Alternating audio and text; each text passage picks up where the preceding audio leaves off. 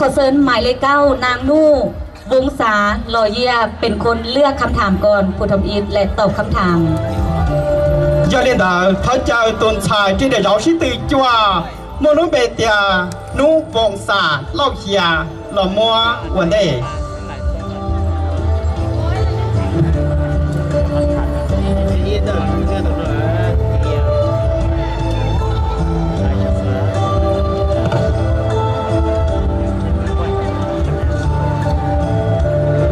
สำหรับคำถามได้คำถามข้อที่8nhớ liền cái lúa đó nông gia tông cái gì dù múa trâu này nông cho mình gì ạ ตั้งใจฟังคำถามให้ดีคำถามข้อที่8ถามน้องว่าย้อนหยังเผ่ามงเฮาจึงมีการจัดบุญกินเจียงเป็นประเพณีของเผ่ามงขึ้นในทุกๆปีcái lúa đó nông tia do về lý trả bé chế năng mong theo lý mò cái tăng trả mong lũ chỉ ba chế bé châu trả lý số chỉ đáp hòa khó rong cho xóa xong เจ้าขอบใจสำหรับคำถามย้อนว่าบุญกินเจียงของชนเผ่ามงเป็นบุญกินเจียงประเพณีวัฒนธรรมอันดีงามของชนเผ่ามงมาแต่สมัยดึกดำบรรพ์และได้ปฏิบัติมาได้หลายๆพันปีแล้วและน้องก็ขอขอบใจกองประกวดมิสมงที่ได้ดูแลให้ความอบอุ่นน้องให้น้องได้มายืนอยู่จุดๆนี้และท้ายนี้น้องก็ขออวยพรใส่มาอย่างคณะกรรมการพร้อมด้วยพ่อแม่พี่น้องทุกคนที่อยู่ในนาทีนี้จงมีสุขภาพแข็งแรงความเจ็บอย่าได้ความไข้อย่ามีและประสบผลสำเร็จในหน้าที่กุศลให้เตียบไปมงเชื่อพี่เจ้าอย่าไปมงลิจุจีเทียcái tàu có gửi thì tàu cho nó trong ua là tàu đầu nhà lúc xong là cụ thọ ở châu châu cùng hậu chưa biết châu mít mong ua trở tàu sáng là của tôi sợ tàu lúc sạch thiên nó thia cụ tao nó cụ thọ phòng ý là lúc xong tàu bây giờ dư là nên cho nó cho hậu đôi cho ít trong cái nào cầm cản thia ít trong này gì cái tin ra sợ đạo có chúng mua cái kỹ năng cá nhân trong nhớ tàu lúc xong chia đến chia là có tàu hậu chia là có tàu no cứ tàu chơi là có tàu đau cứ tàu đau là có nó chỉ ta ấy có chúng mua mà mang nhớ tàu lúc xong chia nó ua châu khócใจขอบใจสำหรับคำตอบหมายเลข9นางนุ่งวงศาลอยเยีย头我趁到了顿菜这个饶是对抓我要弄风沙老下到了顶cái lúa đó nông trâu mà là ลำดับต่อไปขอเชิญหมายเลข8นางมินิลอ要领导都中文这段的呢要顿菜这个饶是对gì mini lao ได้หาไปแล้วตำแหน่งหนึ่งเนาะขวัญใจมหาชน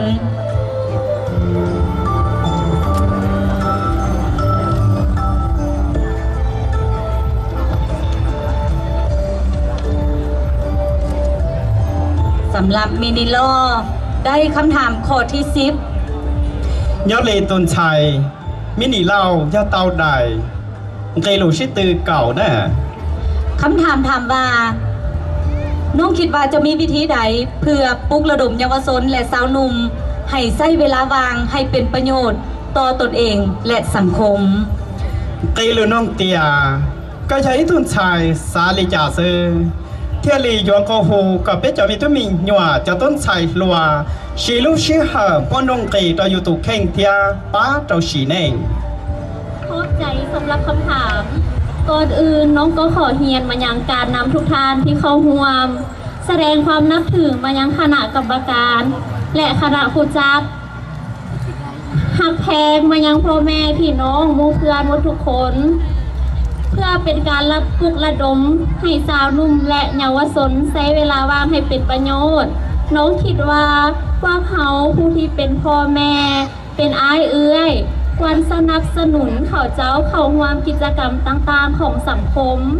เช่นว่าการเล่นกีฬาแสดงศิลปะและกิจกรรมที่เป็นการช่วยเหลือสังคมและกิจกรรมที่เป็นการส่งเสริมฮิตของประเพณีของชนเผ่ามงและคนลาวกุศลเตียโยโกเป็นเจ้าตุ้นใช้ลัวเทียมีหน่วยยาวสีลุชิหาชอลอสีกมนุ่งดีเป็นตัวอวดเหนียวอวดสีอวดที่เราอวดเหนียเราโยชูเต้าชั้นมาแล้วมูกงเต้ได้หนูอวยยอ ให้โจเป็นโมเตลาลีเกใจสิริวากิลาวาจุจีวาเจ้าขอบใจ ขอบใจสำหรับคำตอบ ทว่าเจ้าเราต้นชายที่ได้เจ้าจีว่าย่าตลอดเตะเจ้าหลุดน้องชาวบุญละ ต่อไปขอเซิญหมายเลข 16 นางไมลี่กวนหนึ่งใจ ย่าเล่นดาวตัวจมสีตันเตะย่าต้นชายที่ได้เจ้าชื่อตือเก่าเจ้าไม้ลีกว่านั่งใจ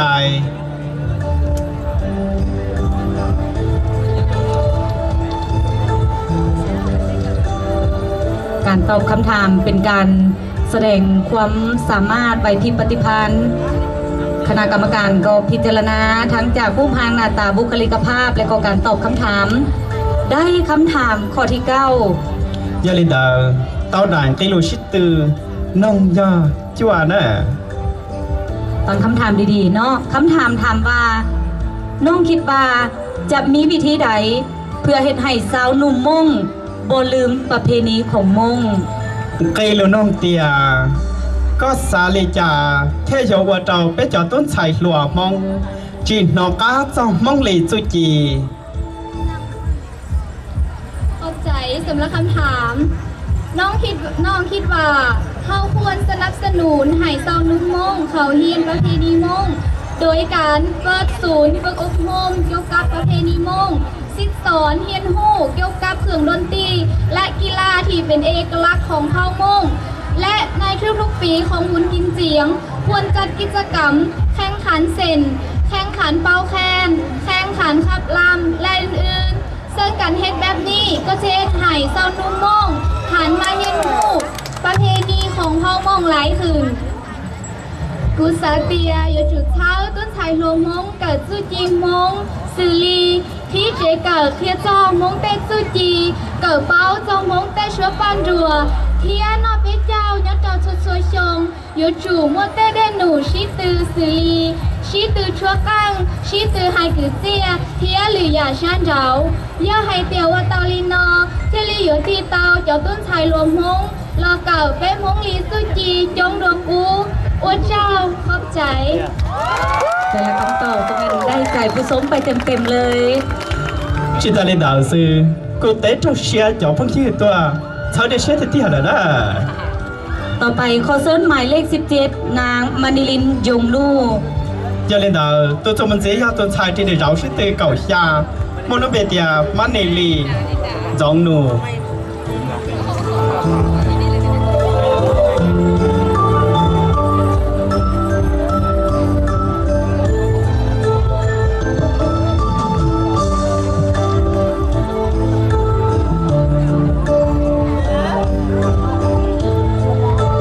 มณิลินยงลู่ได้คำถามข้อที่ 6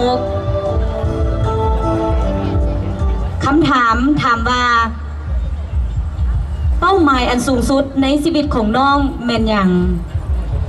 เกลูน้องเตียลูกหอบเพียว่าเชื่อเกินเก่าแต่การรู้นิ่งยอดัชจี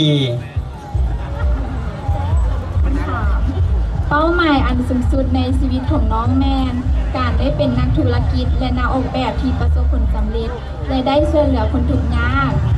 ลูกหอบเพียย่อหอบปุรินั่งยอสาวอีตุนใช้ล่าลัวเพื่อตูเติร์เกาวัวหม้อกงดอมเบเพื่อเตาป้านนังสอเย่ว่าเจ้าขอบใจ สั้นๆแต่มีในใจความ ขณะผู้ชายขอว่าเตะเจ้าจะพังยืนเชียนจือขึ้นเก่าลิเทีย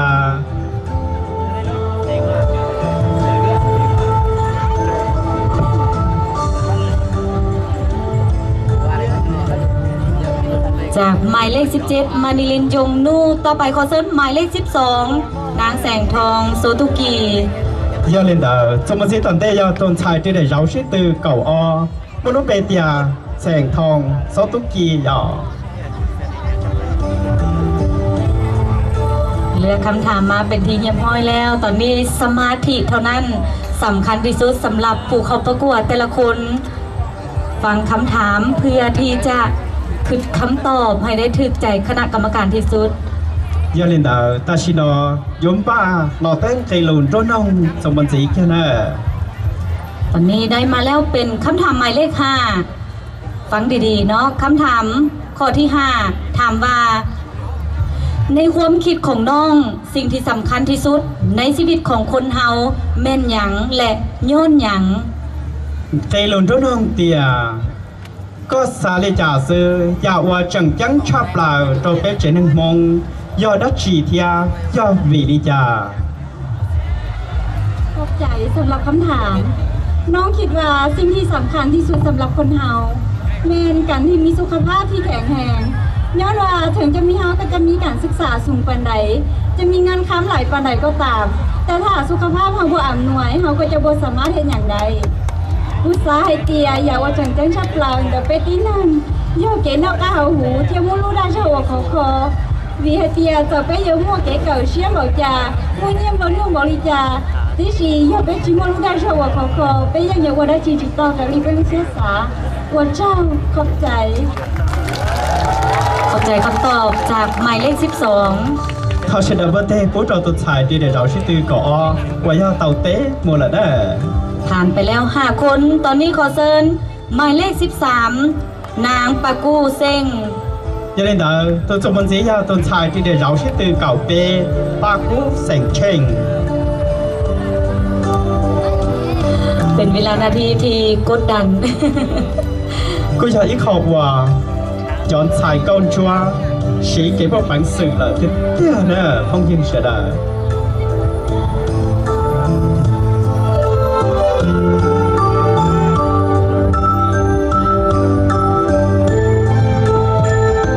ในคำถามข้อที่ 4 คำถามถามว่า น้องคิดว่าการเข้ามาประกวดในเวทีนี้น้องได้อย่างแดดจากเวทีนี้ cây lùn trốn hông tìa có xa lì giả sư và gia tua xài và ít thun xài con chúa sầu đỏ có tàu đã chỉ sư ขอบใจสำหรับคำถาม การเข้ามาประกวดในเวทีนี้ น้องได้รับมิตรภาพที่ดีและได้รับประสบการณ์ใหม่ๆและได้รู้หลายสิ่งหลายอย่าง จากบรรดาเวเลี้ยงทีมงาน และหมู่เพื่อนที่เข้ามาร่วมประกวดในครั้งนี้ และน้องขอบใจทางกองประกวดที่ให้โอกาสน้องได้เข้ามาเป็นหนึ่งในสาวนางสาว และได้มายืนอยู่เวทีนี้ และเวทีนี้ยังเป็นอีกบัตรก้าวหนึ่งที่ให้น้องก้าวไปสู่จุดหมายของตนเองเก๋của tôi chỉ từ thành con chúa cho trao sở lúc sạch thiên nô của tôi dài ghế cho phong dương rong phía tàu báo cho ghế cờ chia chia phía tàu dài tàu tràn tàu giả lần tàu chỗ ghế liêng team ngàn phía chỗ phong dương cho tù ô tô cũng chỉ từ cho trao sở nô phía của thấu ở trao trao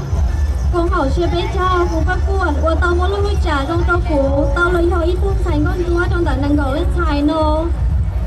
phía tao sợ cho sầu lúc sạt thiên nô phía lúc sạt thiên nô chỉ hơi câu chùa qua trao phủ một số phủ lúc học kia là giá tổn tê qua traoขอบใจ ขอบใจหมายเลข 13 นางปากูเซ็ง thầu ở trao đã tụt xài đi để rau sĩ tư cỏ bê nhỏ ba cú sành chênh ต่อไปขอเชิญหมายเลข 18 นางหนูว่าง tôi cho mình dễ do tụt xài đi để rau sĩ tư cỏ gì nấu sành hòa